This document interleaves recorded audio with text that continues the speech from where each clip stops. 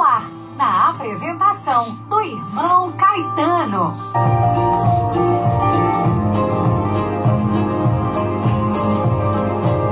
Ouça agora uma reflexão da Palavra de Deus para edificar a sua vida.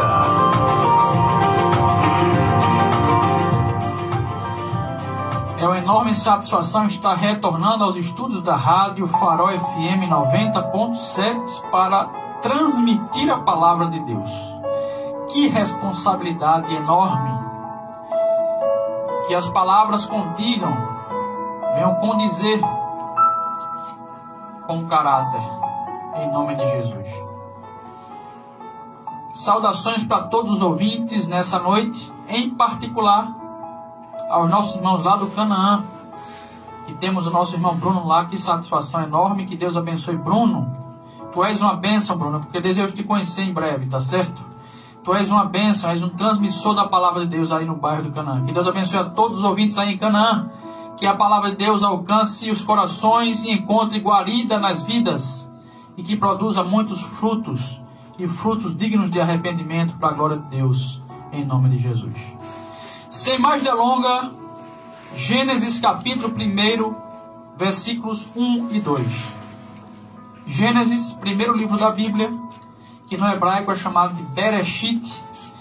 Gênesis capítulo 1, versículos 1 e 2 dizem assim: No princípio criou Deus os céus e a terra era sem forma e vazia, e havia trevas sobre a face do abismo, e o Espírito de Deus se movia sobre a face das águas. Ponto final. Palavras de Moisés. Moisés, com muita atestação, muita comprovação, tanto científica, tanto arqueológica, tanto escriturística, tanto dos pais da igreja, atestam que foi Moisés de fato quem escreveu o livro do Gênesis. Ele não presenciou os fatos, no entanto, inspirado pelo poder do Espírito Santo, veio-lhe a iluminação perfeita para ele escrever e redigir essas palavras. É dito aqui que no princípio, ou seja, no início de tudo, na trajetória da eternidade, um ponto inicial apareceu. Foi quando Deus criou os céus e a terra. Imagine uma linha da eternidade, e nessa linha um ponto inicial onde tudo começou, onde Deus criou os céus e a terra. E a Bíblia diz aqui que o Espírito de Deus nessa terra inicial, ou pelo menos na terra em que foi causada turbulência, pois a Bíblia diz que a terra estava sem forma e vazia, e no hebraico não é estava nem era sem forma, mas é tornou-se. Alguma coisa ocasionou a saída da normalidade da terra. Mas nesse imenso caos em que a terra se encontrava, a Bíblia diz que o Espírito de Deus, que é o Espírito Santo, pairava sobre as águas da terra, sobre as águas da terra, sobre a face das águas. Pairava em algumas traduções, e na minha tradução diz movia. Se movia sobre a face das águas. Isso dá a entender que ele estava em movimento. Não que ele estava paralisado sobre a face das águas por muitos e muitos anos e tempos e eras. Não. Ele estava em movimento. Ele descia, aqui e acolá, descia sobre a face das águas, e lá pairava o Espírito Santo. Talvez em forma corpórea de uma pomba também, como apareceu lá no episódio do batismo de Jesus Cristo. O tema da mensagem dessa noite é o Espírito Santo, a terceira pessoa da Trindade. Eu estou plenamente convicto, certo, tenho a plena certeza de que em apenas uma mensagem de meia hora é impossível você esgotar o assunto. Seria necessário, no mínimo, um mês, pregando no mínimo 2 horas por dia, os 7 dias da semana, durante um mês, para que tivesse uma visão mais profunda do assunto. Eu sou claro em explicar isso. Eu estou aqui dando apenas uma contribuição, estou apenas aqui trazendo alguns pontos principais e básicos e elementares para clarear sua memória, para relembrar aqueles que já sabem e para ensinar aqueles que nunca ouviram falar sobre Trindade, sobre Deus Pai, Deus Filho e Deus Espírito Santo. Já falei sobre Deus Pai no início, há 2 semanas atrás. A semana passada falei sobre Deus Filho e hoje estarei falando sobre Deus Espírito Santo, a terceira pessoa da Trindade. No princípio, o Espírito Santo estava pairando sobre as águas, pairava sobre as águas. Essa é a primeira referência que vocês vão encontrar a respeito do Espírito Santo, exatamente no primeiro livro da Bíblia e no segundo versículo da Bíblia e no primeiro capítulo. Isso demonstra que é uma característica especial do Espírito, é o movimento. Sempre a primeira aparição de um personagem, de um ser, de alguma coisa, de algum evento, a primeira aparição, o primeiro fenômeno é marcante e definitivo em algum ser, em alguma pessoa. E o Espírito Santo, de primeira, aparece em movimento. Isso demonstra que ele é um ser não estático, mas que se move, que age, que trabalha. Tá certo? Eu quero falar nessa noite, em primeiro lugar, acerca de alguns nomes que esse ser possui. Depois eu quero falar de alguns símbolos do Espírito Santo. Depois eu quero falar que ele não é uma força, mas ele é uma pessoa. E por fim eu quero falar que ele é Deus, assim como o Pai e assim como o Filho Jesus Cristo. Em primeiro lugar, nomes desse ser. Observe que o nome marcante desse ser, da terceira pessoa da Trindade, é Espírito Santo. Mas você já parou para pensar por que esse ser possui esse nome Espírito Santo? Você já parou para pensar? Por que ele possui esse nome Espírito Santo? Espírito, porque ele não é palpável. Não é palpável. Ele é invisível. Ele não pode ser visto nem tocado. Ele é invisível. É Espírito. E segundo, é santo, porque a santidade é a característica principal desse ser. Ele é um ser santíssimo, assim como é Jesus e como é Deus Pai. Todos os seres humanos que pisaram nessa terra foram pecadores. Somente Pai, Filho e Espírito Santo são santíssimos. Os homens na terra, por seu esforço hercúleo de fazer a vontade de Deus, podem ser chamados de santos, mas santíssimo apenas Deus Pai, Deus Filho, Deus Espírito Santo. Nem a mãe de Jesus Cristo pode ser chamada de santíssima, como alguns fiéis de algumas religiões professam, que Maria é santíssima. Esse termo em superlativo absoluto, santíssimo, deve ser aplicado apenas para a Trindade. Maria foi importante, foi muito importante, mas santíssimo somente a Trindade perfeita. Maria, ela foi concebida por uma mulher, por Ana e Joaquim, mulher e homem, Ana e Joaquim. Eles obviamente possuíam pecados e gerou uma pessoa com pecado. Mas o Jesus Cristo, ele não foi gerado pela semente da mulher e do homem. Observe que a Bíblia diz em Mateus capítulo 1, ele foi gerado pelo Espírito Santo. Logo, se ele foi gerado pelo Espírito Santo, ele não foi gerado por semente humana e não teve a semente do pecado. Mas Maria, seus pais, seus avós, seus bisavós, e aí de escala retroativa, todos possuíam pecados, pois a Bíblia diz em Romanos 3:23 que todos pecaram. Tá certo? Santíssimo apenas Deus Pai, Deus Filho e Deus Espírito Santo. Observe que o nome dessa personagem é Espírito Santo. Santidade é a sua característica. Ele tanto é santíssimo em pessoa, como ele também nos santifica. Então, santidade é a sua característica principal e é o seu principal nome, Espírito Santo. Mateus capítulo 3, versículo 11, diz o seguinte. Mateus 3, 11 e 12. E eu em verdade vos batizo, João Batista falando, e eu na verdade vos batizo com água para o arrependimento. Mas aquele que vem após mim é mais poderoso do que eu. Não sou digno de levar as suas sandálias. Ele vos batizará com o Espírito Santo e com fogo. Em sua mão tem a pá e limpará a eira, e recolherá no celeiro o seu trigo e queimará a palha com fogo que nunca se apagará. Espírito Santo é o seu nome. E disse que ele batizaria com fogo. Fogo é um dos símbolos que eu vou falar mais tarde. Tá certo? Então ele é Espírito Santo. Em segundo lugar, o segundo nome dele é Consolador. João capítulo 14, versículos 16 e 17. Dizem assim. João 14, 16 e 17.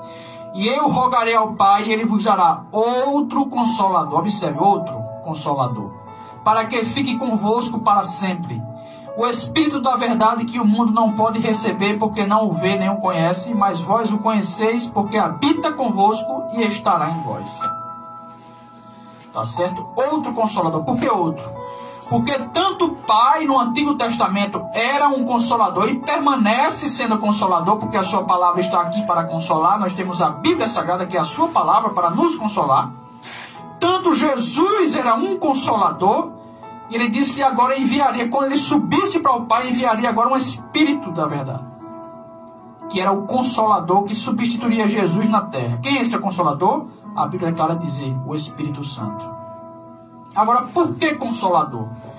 Consolador era um termo aplicado no Novo Testamento para aquela pessoa que é um tribunal do júri e alguém iria ser ouvido pelo juiz. E de repente alguém iria estar lá ao lado dessa pessoa que estava prestes a ser condenada, mas estava apenas para ser ouvida, mas poderia ser condenada ou justificada.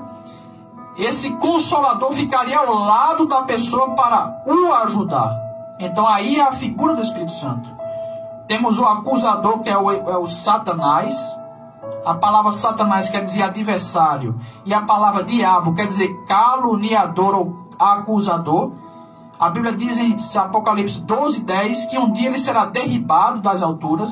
Ele não está onde Deus está, mas ele está numa região superior à nossa.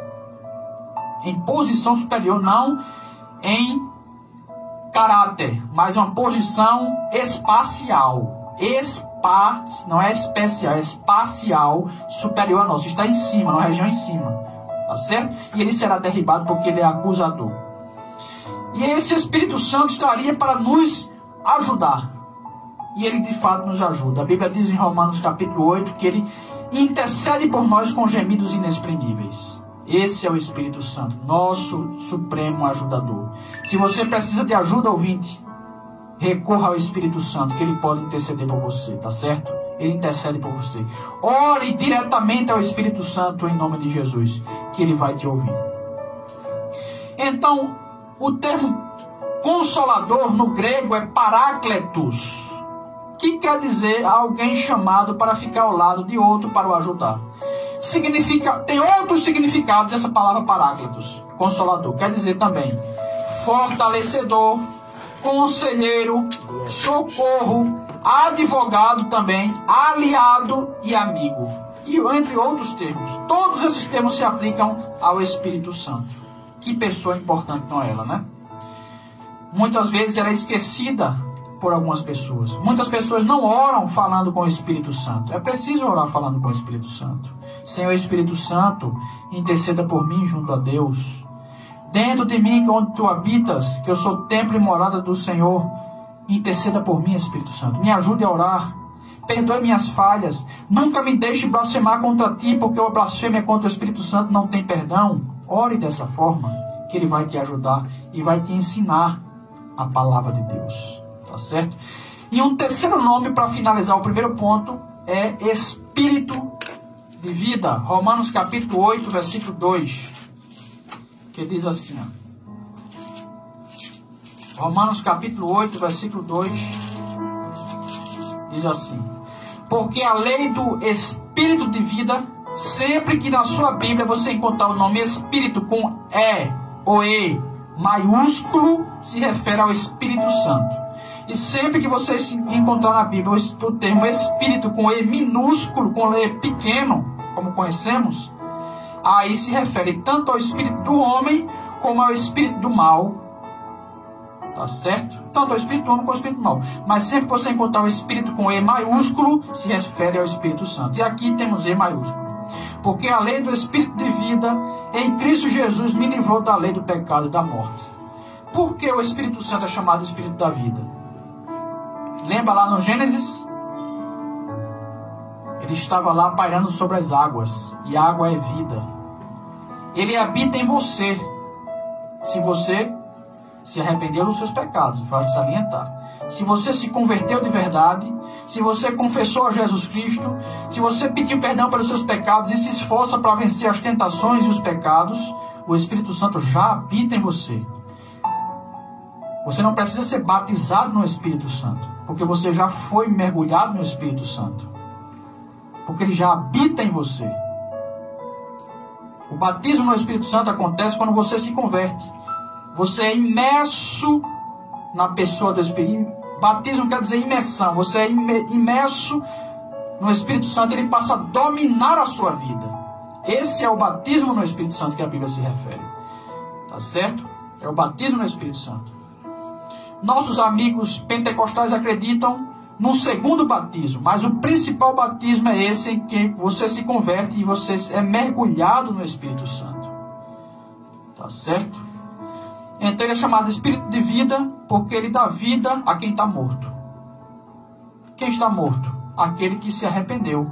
Aquele que crê em Jesus está morto para o pecado. Mas o Espírito Santo, ao mesmo tempo, vivifica o espírito dessa pessoa e ela passa a ter uma vida espiritual. Não uma vida carnal, mas uma vida espiritual. E passa a dar frutos para a glória de Deus. Esse é o poder do Espírito Santo. Então esses são os nomes. 3 princípios, ele tem outros nomes. Ele é o Espírito de Cristo, ele é o Espírito de Deus. Ele tem outros nomes, mas eu quero me referir apenas a esses 3. Espírito Santo, que é o principal nome dele. Consolador, segundo nome. E terceiro, Espírito de vida. Tá certo? Espírito de vida porque ele dá vida a quem está morto. Está morto para o pecado e vivo para Deus. Símbolos do Espírito Santo. Quais são os símbolos do Espírito Santo? Primeiro símbolo, fogo. Esse os pentecostais gostam. É o fogo. Lucas capítulo 3, versículo 16. Veja o que aqui diz. Respondeu João a todos dizendo: eu na verdade batizo-vos com água, mas eis que vem aquele que é mais poderoso do que eu, a quem eu não sou digno de desatar a correia das sandálias. Este vos batizará com o Espírito Santo e com fogo. Que em inglês é fire. Em inglês, fire. Fogo. Agora, por que fogo? Porque o Espírito Santo é comparado ao fogo.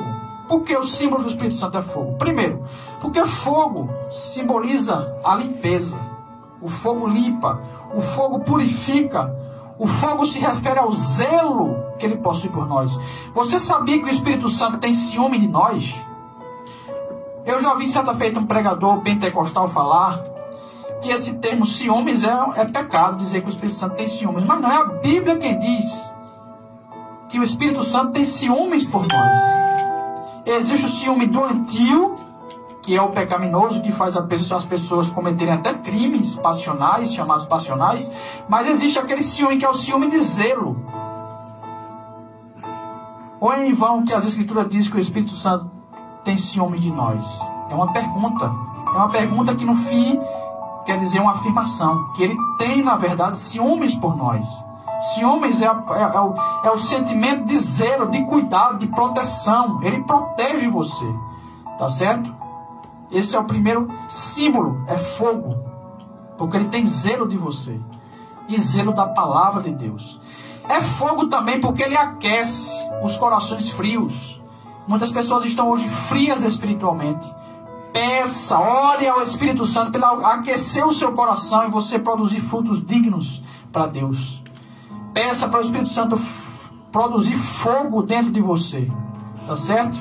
Mas não é fogo para você sair pulando, pinotando, caindo, não, meu filho. É fogo para você praticar a palavra de Deus. É para você servir a Deus fielmente. É para você fazer a vontade de Deus. Tá certo? O fogo também ilumina. Ele ilumina nossas mentes. Aquilo que você lê na Bíblia, mais tarde você esquece. Porque você é humano. A Bíblia diz que o espírito está pronto, mas a carne é fraca. Ou seja, o espírito não dorme. A carne dorme, mas o Espírito não dorme. Tá certo? Então o Espírito Santo fará você lembrar das passagens que você leu a respeito da Bíblia Sagrada. É Ele quem faz você lembrar. Tá certo? Não deixa dar aquele lapso de memória na tua cabeça. Primeiro símbolo é o fogo. Segundo símbolo, João capítulo 3, versículo 8. João capítulo 3, versículo 8. O vento assopra onde quer e ouves a sua voz, mas não sabes de onde vem nem para onde vai. Assim é todo aquele que é nascido do Espírito Santo. Observe que o termo Espírito, com E maiúsculo, e vento estão no mesmo texto. Então, vento se refere ao Espírito Santo. Por que vento? Porque o vento penetra em todas as regiões. O Espírito Santo, ele é onipresente. O Espírito Santo tanto pode estar nos céus com Deus, quanto pode estar na terra, como também está no inferno, por meio da sua ira. Tá certo? Com a sua ira vingativa no inferno. Tá certo? Ele penetra todas as regiões. Inclusive, ele habita dentro de nós. João 3,16. Ou não sabeis que vós, que o Espírito Santo habita em vós, que somos templos do Espírito Santo e que ele habita em nós. Não sabem? Acredito que vós sabeis que ele habita em nós. Ele é vento, porque ele purifica e vivifica. Você já se sentiu cansado debaixo de uma árvore e um vento bem leve, depois foi se acelerando sobre o teu corpo, aquele vento frio na tua vida, tu sentisse alento? Da mesma forma é o Espírito Santo, só que em escala superior. O Espírito Santo alenta, isso fala da paz do Espírito Santo, que alenta as nossas vidas. Se você precisa de paz, o Espírito Santo pode te dar paz. Paz na tua alma, no teu corpo, no teu espírito, na tua vida, na tua mente perturbada com tantas preocupações. O Espírito Santo pode alentar nesse momento a tua mente. Abra teu coração para o Espírito Santo entrar. Tá certo? Outro símbolo, João 7, 38 e 39. João 7, 38 e 39. Quem crê em mim, como diz a Escritura, rios de água viva correrão do seu ventre.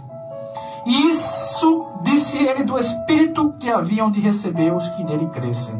Porque o Espírito Santo ainda não fora dado, por ainda Jesus não ter sido glorificado. Observe que o termo água viva e Espírito, com E maiúsculo, estão no mesmo texto. Então, Espírito, água viva se refere ao Espírito. É a figura do Espírito Santo, a água viva. Agora, por que água? A água purifica, a água limpa. Tá certo? Tanto a palavra de Deus, a água é símbolo da palavra de Deus, como o Espírito Santo é um símbolo da água. Porque purifica, refresca. Você já se sentiu trabalhando num pesado, de repente bate aquela sede terrível na tua boca que fica seca até saliva, não tem mais na tua garganta, na tua língua, e você de repente vai na geladeira, abre, pega aquela garrafa de água fresca, bota num copo e toma. Rapaz, que coisa maravilhosa, não é tomar água com sede, né? E o Espírito Santo, que coisa maravilhosa, que mata, a única água que mata a sede do Espírito. É o Espírito Santo. É a única água que mata a sede da alma. É o Espírito Santo. A água natural, mineral, mata a sede do corpo. Mas a água espiritual, que é o Espírito Santo, mata a sede da alma. Tá certo? Mata a sede e torna frutífero aquele que é estéril. Porque a água faz reverdecer a vegetação e faz crescer a planta. Tá certo? E você pode crescer também por meio do poder do Espírito Santo. Em quinto lugar, Efésios 1 e 13. Esse símbolo é interessante. Eu acho um dos mais interessantes. Efésios 1 e 13. Diz assim: em quem também vós estáis, depois que ouvistes a palavra da verdade, o evangelho da vossa salvação, e tendo nele também crido, fostes selados com o Espírito Santo da promessa. Selados. Lembre-se que em Éfeso, na cidade de Éfeso, na cidade dos Efésios, antigamente, bem no passado, na época do apóstolo Paulo, as pessoas de posses iam em um lugar onde vendiam madeira, por exemplo. Madeira, vamos pegar esse exemplo, porque é real na época. Vendia madeira em um determinado local e o indivíduo queria comprar madeira, mas não estava com dinheiro na hora. Ele pegava o seu selo, que era uma espécie de carimbo. Um selo é uma espécie de carimbo. E chegava na madeira e carimbava a madeira. E ia-se embora para casa. Depois ele dizia ao seu escravo, ao seu servo: olha, leva esse meu carimbo e vai buscar a madeira que eu comprei com a respectiva quantia em dinheiro. Ele chegava lá, só era apresentar o selo e pegava a madeira. Isso é símbolo de quê? De posse, de possessão. O selo, quando ela selava alguma mercadoria, alguma propriedade, dava a ideia de possessão, de propriedade particular e peculiar. E nós somos essa posse. Somos posse de Deus. O Espírito Santo habitando em nós quer dizer que nós somos propriedades de Deus. Nós não somos mais para nós mesmos. Somos servos de Deus. Tá certo? E João 3,16 diz que enquanto Jesus estava sendo batizado, o Espírito Santo desceu sobre Jesus em forma corpórea de uma pomba. É o quinto símbolo do Espírito Santo. É a pomba. Agora, por que a pomba? Porque a pomba significa brandura, doçura, amabilidade, inocência, suavidade, paz. Conhecemos o símbolo da pomba como a paz, pureza e paciência. Todos esses símbolos, todos esses exemplos e sinônimos denotam o símbolo da pomba, que é o Espírito Santo. Agora, terceiro ponto. Já estou prestes a finalizar. Terceiro ponto. Existe uma religião em nossa cidade e em todo o território nacional e até no exterior. São as conhecidas Testemunhas de Jeová. Com todo o respeito que temos a eles, essas pessoas nobres são pessoas de caráter. Não caráter duvidoso, mas caráter singular, exemplar na nossa sociedade. Pessoas importantes, cumpridoras dos seus deveres. Nós reconhecemos essas pessoas como cidadãos de bens. Entretanto, eles na sua religião, não estamos falando de cidadania, estamos falando de religião no momento.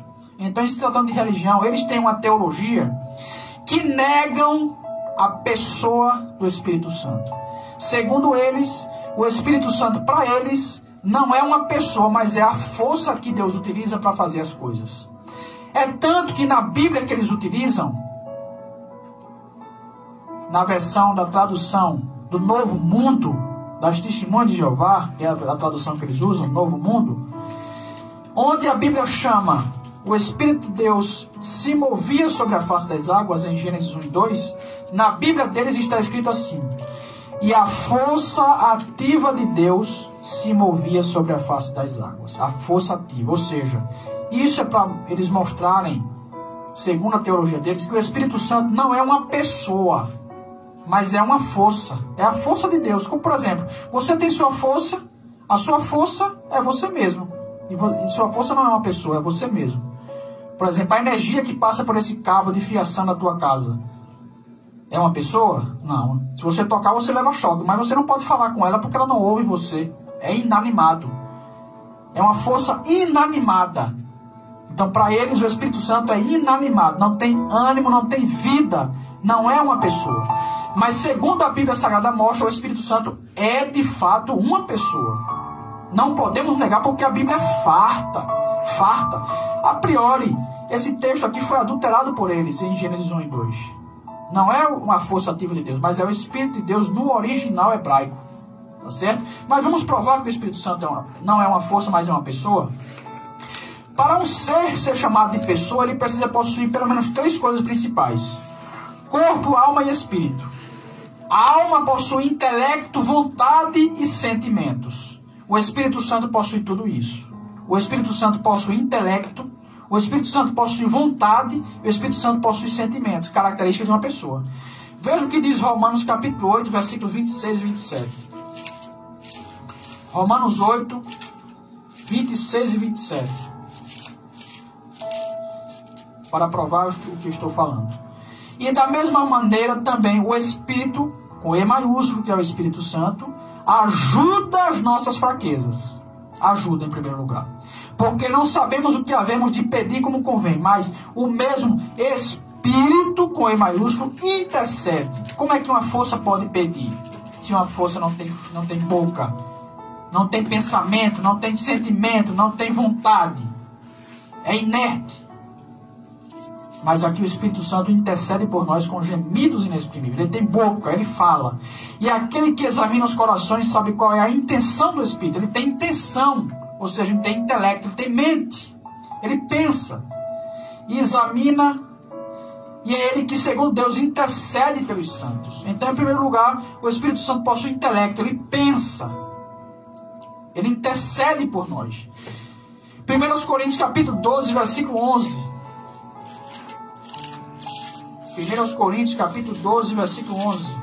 Diz assim: mas um só é o mesmo, e o mesmo Espírito, mas um só e o mesmo Espírito, com E maiúsculo, que é o Espírito Santo, opera todas essas coisas, repartindo particularmente a cada um como quer.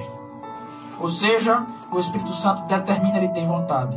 E para finalizar, o Espírito Santo se entristece, Efésios 4:30. E não entristeçais o Espírito Santo de Deus, no qual estáis selados para o dia da redenção. Ele se entristece porque ele tem sentimentos. E para finalizar o meu sermão, Atos 5, 3 e 4. O Espírito Santo, ele é Deus. Além de ele ser uma pessoa, além de ele possuir símbolos, além de ele possuir nomes, ele é Deus. Atos 5, 3 e 4. Disse então Pedro: Ananias, por que encheu Satanás do coração para que mentisse ao Espírito Santo e retivesses parte do preço da herdade? Observe que temos o tema Espírito Santo. Segundo, quarto lugar. Guardando-a não ficava para ti, e vendida não estava em teu poder?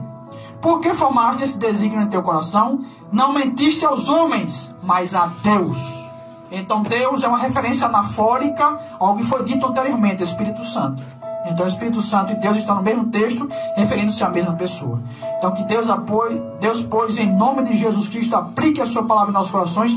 Não dá para esgotar o assunto em apenas uma meia hora de pregação, mas foi dito algumas poucas palavras a respeito desse personagem tão importante. Então ficam aqui esses 3 sermões.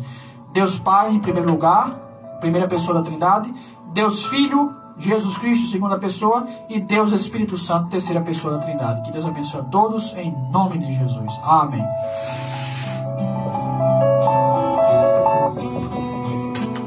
Maravilha! Deus abençoe. Aleluia! Deus continue abençoando nosso amigo e irmão, em nome do grande